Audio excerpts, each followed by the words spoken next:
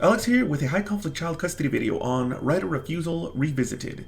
This video is just going to address an argument that I get in opposition to my initial video, right of refusal, as to why it is useful or important. And I actually have a response to it. I still stand by what I've stated in the video, right of refusal. Strongly oppose it in high conflict child custody cases. And I'm going to just go ahead and explain why this main argument against what I say in that video doesn't actually work. So the argument is basically this: my child needs me to exercise right of refusal so that I can protect them from the other parent. There's so many things that are wrong with this idea. First of all, right of refusal doesn't actually protect a child at all, because it only works when the other parent can't watch the child. So if the other parent is abusive or neglectful, they're still going to abuse and neglect the child when they have the child. Right of refusal might help you protect the child for a few moments, but what's ironic about that is those moments are moments that the parent wouldn't be there anyway, because that's how right of refusal works. They have to be not present for you to be able to take that right and actually exercise it. If they are available to watch the child, you can't even use right of refusal. Another problem is that abusive parents are very one-sided parents. In other words, you may both have the right to exercise right of refusal, but if they are an abusive parent, they're not going to let you do that. They're going to lie. They're going to say the child isn't actually with anyone, that they're home when they're not actually home. And when it comes to them wanting to use it against you, you're going to get all sorts of emails. Why didn't you let me have a chance to take care of the child? I heard you let the child go to a sitter or a daycare. I'm going to take you to court for contempt of court. A lot of people respond to this saying, oh, well, I can use contempt of court too.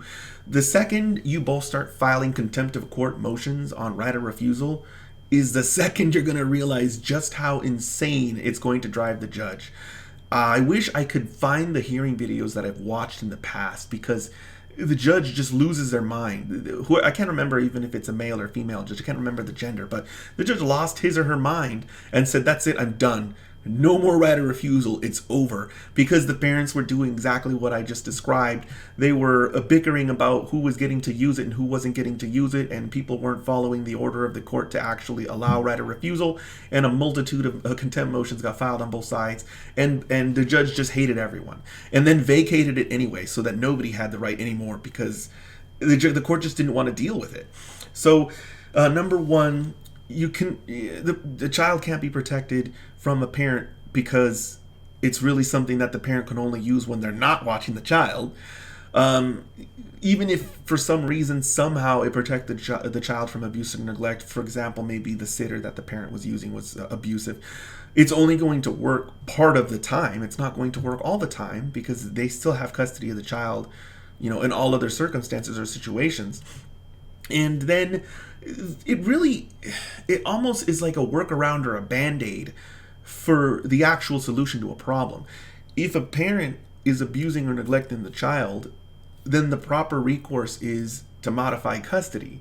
And if the parent is leaving the child with an abusive or neglectful person, it's the same thing, because they have a duty to protect the child, and that shows that they don't have any protective capacity if they're leaving the child with other people, other caretakers that are abusive or neglectful. The solution to those problems is not right of refusal. The solution to those problems is to return to court and modify the situation. So I think it kind of exposes a real problem with the approach that some of these people are taking, because it's like, we're going to allow abuse and neglect to occur in all of these other situations. However, we're at least going to be able to get involved when the child isn't being watched, so that we can step up and watch the child instead. And it ends up not actually doing that. It ends up just creating arguments and conflict, text wars, message wars, and then of course contempt of court wars. So in all ways that you can think of, the idea of I need to protect a victim child by using right of refusal, it just fails. So I think it's really frustrating for people who want to watch their kid as much as they used to watch their kid before the separation. Typically before the separation, both parents have a lot of time with the child because they're both together in the same home and the child is there. And When they split up and there's joint physical custody, it feels like both sides lost a tremendous amount of time in contact with the child. And so there's this idea that, well, at least when they can't watch them, I should be there to watch them. And it's great on its face. It sounds good, but it doesn't work on a high conflict case, especially in a case involving an abuser, because they're going to just lie. They're just going to lie and not let you exercise a right of refusal anyway. So what I have mentioned on occasion is that there is a good middle ground to this approach. For example, a right of refusal is more appropriate when, let's say, a child is not going to be with that parent for multiple days or even maybe just a whole day, but to make it something where there are frequent exchanges every day, basically because the parties are going to work and they're using each other as a sitter. It's just something that doesn't work in a high conflict case. In a low conflict case, it works just fine, and those parents don't even need a court order. Those parents have a visitation schedule that's planned out in the order, and they all the time will swap days, swap times.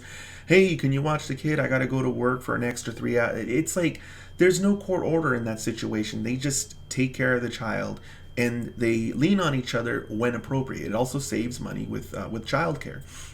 So the video right of first refusal isn't a spiteful video. It's not for people to be like, no, you can't have my time, I'm going to leave the child with a sitter.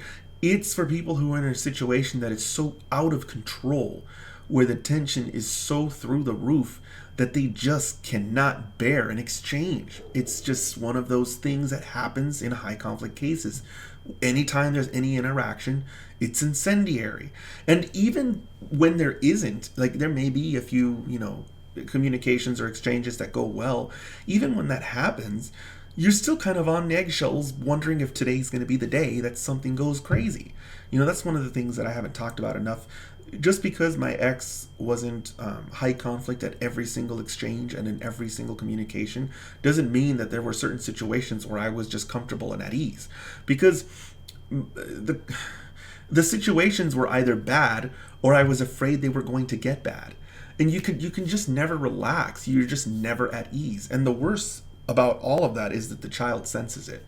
And I'm certain there were certain situations where the child didn't just sense it. Our child was in the middle of an incendiary exchange. That had happened to him. I can already think of 2 stories, and I'm going to wait until My Docket series comes up because I would like to bring it up there, then and there. It's going to come up in the My Docket series, and it was bad. So anyway, this isn't my personal problem with right of refusal. This is my observation and experience with right of refusal in my case, and how much better things were when it wasn't in place, and how much worse things could have been if I didn't consistently fight to keep it out of the court order.